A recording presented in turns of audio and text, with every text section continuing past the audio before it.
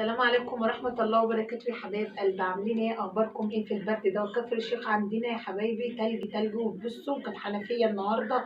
معرفش بقى عندكم يا حبايبي في القاهرة بتشتي ولا فين؟ انا هسأل ابني في القاهرة بسأله، بس البلد عندنا هنا غرقانة.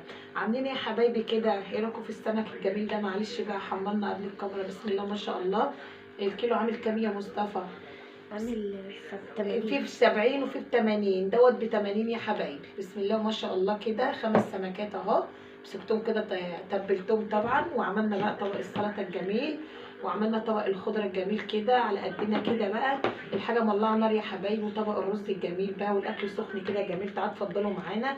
والله العظيم يا حبايبي مش عارفين نوصل ايه بس بالغلاء اللي احنا فيه، والحاجه مولعه نار جدا يا حبايبي، بجد بجد ربنا يرحمنا يا رب، والله بجد احنا في نعمة ولازم نقول الحمد لله عشان الغمة اللي احنا فيها دي تمشي بجد يعني.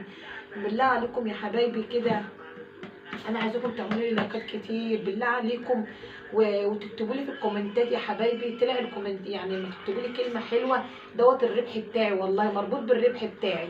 طبعا يا حبايبي انا لسه ما كملتش ال100 دولار لسه يا حبايب قلبي، صح يا مصطفى؟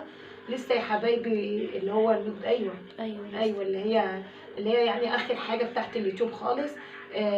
مش عارفه يا حبايبي في ايه، والله بجد بقى مش عارفه. بس انا بقول لكم بالله عليكم كده اكتبوا لي كومنت حلو يعني كلمه جميله كده بالله عليكم. مش لازم ان انا يعني اطبخ يعني يا حبايبي بقى والكلام ده، انا غصب عني في الغلاء اللي احنا فيه دوت، انا غصب عني. قسما بالله قسما بالله الاكله دي كلها اتكلفت اكتر من داخله على 200 جنيه، والله العظيم. ولا عارفه اجيب انبوبه كمان، بطبخ على الانبوبه الصغيره، وبوتاجازي بايظ، وعايزه فرن، وعايزه حاجات كتيره قوي. انا محتاجه حاجات كتير يا حبايبي، بالله عليكم كده شجعوني.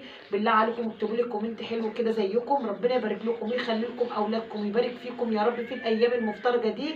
ودعوه الغلبان مستجابه. ده دقيقتين. اي حبايب قلبي ربنا يخليكم، ما تنسوش اللايك والشير واشتركوا في القناه عشان خاطري يا حبايبي، مش عشان خاطر انا، عشان خاطر ربنا وعشان خاطر عيالي الغلابه. اقول لكم ايه؟ تعالوا اتفضلوا معانا كده. السلام عليكم ورحمه الله وبركاته. مع السلامه يا حبايب قلبي في النص يا مصطفى، مع السلامه.